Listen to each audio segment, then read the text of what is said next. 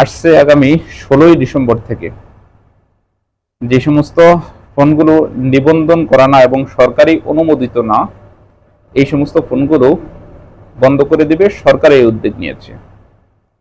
এখন আমাদের অনেকের মনে সন্দেহ যাচ্ছে, তাহলে কি আমার ফোনটাও কি অবৈধ, আমার ফোনটাও কি বন্ধ হয়ে যাবে?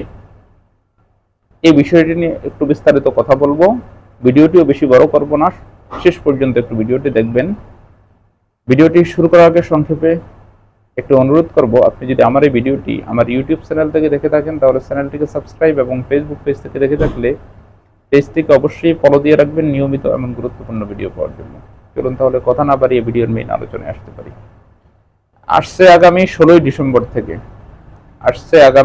ডিসেম্বর থেকে যে সমস্ত ফোনগুলো অবৈধ, সরকারিভাবে অনুমোদিত না এবং রেজিস্টারকৃত না, এই সমস্ত ফোনগুলো বিটিআরসির নির্দেশনা অনুযায়ী বন্ধ হয়ে যাবে এবং ফোনগুলো তার কোনো নেটওয়ার্ক সংযোগ থাকবে না এবং কোনো নেটওয়ার্ক কাজ করবে না।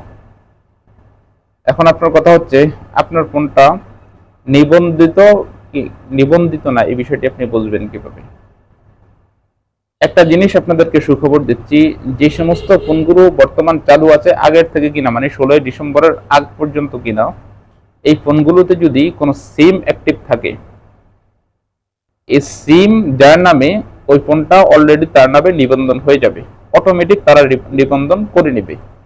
এই ক্ষেত্রে আপনাদের দুশ্চিন্তা করার কোনো কারণ নেই, যেহেতু অটোমেটিক এগুলো নিবন্ধন হয়ে যাবে।